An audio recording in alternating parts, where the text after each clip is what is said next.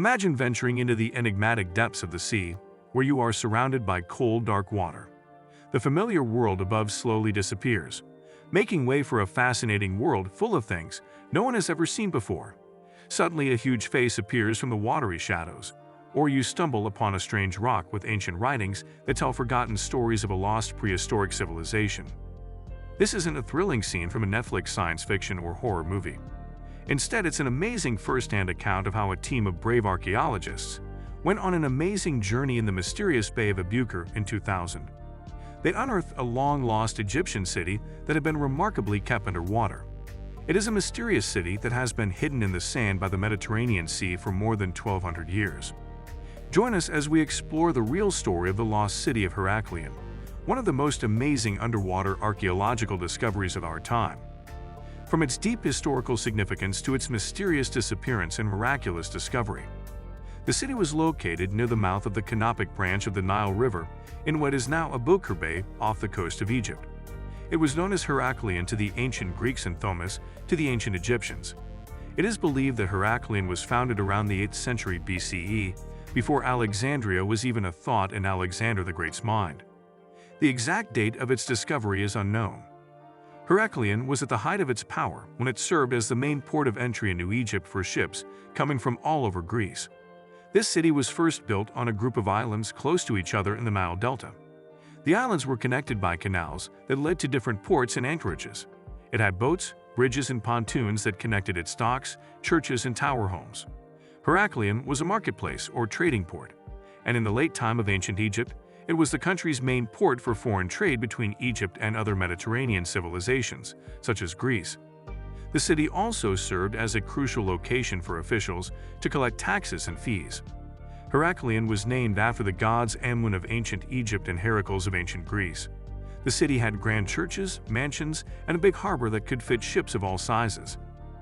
Its economic and cultural prosperity drew visitors and travelers from many different cultures. The Greeks called Khonsu, the son of Ammon, Heracles or Hercules. Sophonis had a big temple for him. Later, when the city was at its best, between the 6th and 4th centuries BC, more people started to worship Ammon. Located in the center of the city was a massive temple honoring Ammon-Jareb, the most important god in Egypt at the time. The city was built around this grand temple and had a network of canals that resembled ancient Egyptian Venice. Its islands were home to small shrines and homes. Heraclion was not only a busy port city where ships and travelers from all over the ancient world stopped, but it was also an important place of worship. Each year during the month of Koyak, the city served as the site for the Secrets of Osiris event.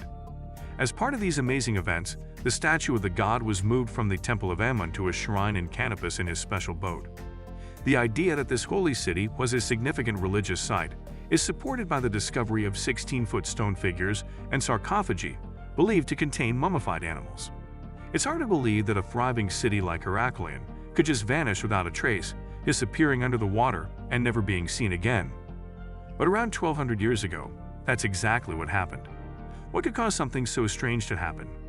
The past of this city, which was once a grand metropolis, is mostly unknown, and the exact order of events that led to its disappearance remains unclear. It is believed that the site has undergone important geological and catastrophic events over time, according to credible ideas and study results. Earthquakes, tsunamis, and higher sea levels have all made the city less strong. At the end of the 2nd century BCE, possibly after a big flood, the ground on which the center island of Heraclion was built liquefied. This liquefaction could have also been caused by earthquakes. During the time the city sank, ancient scholars also recorded earthquakes and ocean waves. Everything happened because the earth around the southeast area of the Mediterranean tends to liquefy. The hard clay quickly turned into a liquid, and the buildings fell into the water. Heraclion was mostly left alone on the ocean for about 1,200 years. The city remains were covered in sand and other debris, making chance discovery improbable. This kept Faunus Heraclion well preserved, because thieves and other people who didn't know what was going on didn't have a chance to damage the city's remains after it was buried. Heraclion stopped being talked about and almost stopped being remembered. Many people think that the lost city once stood on Egypt's island. Some even questioned its very existence. The city of Alexandria replaced Heraclion as Egypt's main port. Then, around the turn of the century, the sea gave up one of its most valuable gifts.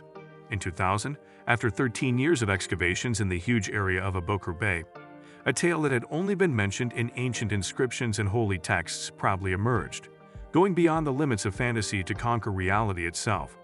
A team from the European Institute for Underwater Archaeology, IDASM, led by French underwater historian Frank Gaudio, saw a huge face emerge from the dark depths of the sea about 30 feet below the surface. More than 700 anchors and 64 ancient ships have been unearthed in the bay's mud.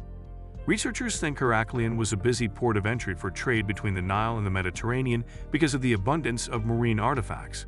Gold coins, weights from Athens that have never been found at an Egyptian site before, and huge blocks with writing in both ancient Greek and ancient Egyptian were also found. Numerous religious artifacts have also been found in the sunken city, including limestone sarcophagi that are believed to have held dead animals and 16-foot stone sculptures that are thought to have decorated the city's main temple. Experts have been amazed by the range of artifacts found and how well they have been served. At the site of Thonis Heraclion, along the northeast entrance canal of the flooded city, archaeological gems, such as Greek ceramics and 2,400-year-old wicker baskets filled with fruit, were discovered during the team's 2021 mission. The remains of a big tumulus, which is a Greek cemetery, were found. The tumulus is about 60 meters long and 8 meters wide. It looks like a kind of island ringed by waterways.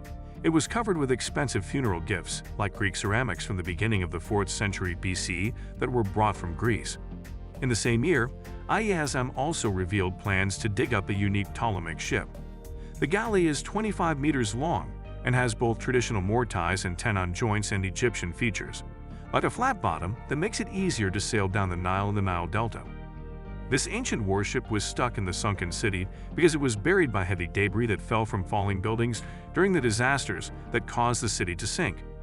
Gaudio also found and shared with the modern world a part of the temple dedicated to Amun, a huge figure of the fertility god Hapi made of red sandstone, and a bronze statue of the god Osiris. The Grand Egyptian Museum in Cairo is where all of these artifacts can be found today. Gaudio thinks there is a lot left to dig up at Thonis Heraclion. This makes it more likely that more important artifacts and remains of the city will be found. Who knows what new information could come out of the current surveys and excavations? Hundreds of millions of dollars worth of property was ruined, countless lives were lost, and a whole community and way of life fell into the darkness of the sea forever. All of this happened on the day that the water came up to Heraclion. The fabled lost city of Strad led the way between myth and truth for centuries. Only a few texts hinted at its possible existence, but now we know for sure, thanks to Gaudio and his team. After so long, the lost city has been found. Treasures found during the excavations show the beauty and glory of Heraclion, the grandeur of its churches, and the large amount of historical evidence of a civilization that has been frozen in time. I hope this video was fun for you. We hope you liked it, and we'll see you in the next one.